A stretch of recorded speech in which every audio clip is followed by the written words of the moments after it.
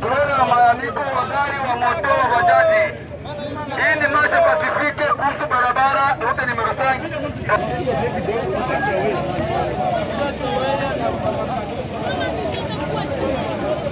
Anasema mwaka huu unafika kabisa tunateremka kama kawaida.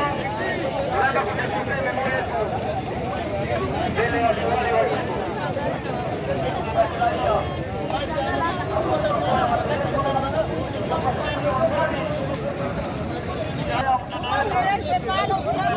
Kwa bidii. Sasa tunaomba serikali itulipe barabara, itulipe barabara yetu. Na malipo ya serikali sasa iko tunalomba ni barabara. Ambayo mambo yametangulia. Ndio maana wewe mwanaleta fulani hapa tutamkuanzia. Tunaambia guvernere atuprepare alete kitu nzuri. Kama sivyo sisi watoto wa mpira tutakamata sharti. Na kukamata sharti ni kusema baadaye pale atutalipa matatu.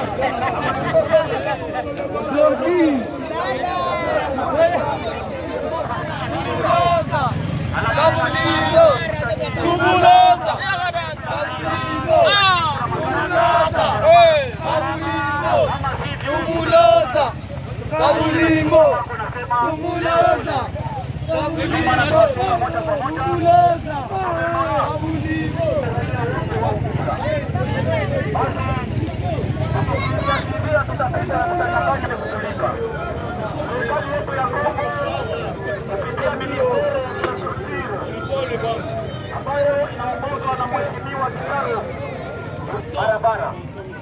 Ndio habari yenyewe. Molo. Tunadai ile kupitia wizara ya ujenzi wa mabarabara.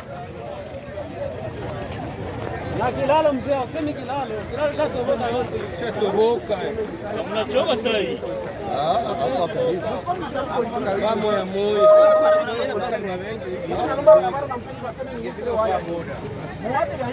Sema kisha ubora tunakuja na magari. Hapa tuko tunaenda pole sio ndio. Atena na kamatiwa. Atulipe barabara yetu kama kweli ni mtoto wa mpira, atulipe barabara yetu. Atulipe barabara yetu. Hapa tunadai RN5 itengwe.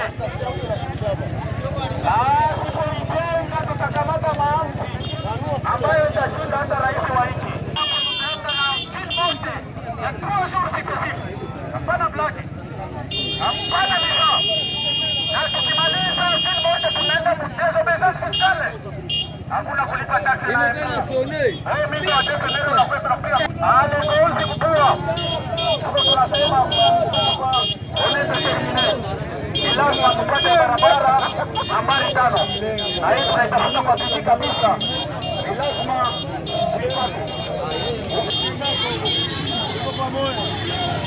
amani. Tuko pamoja.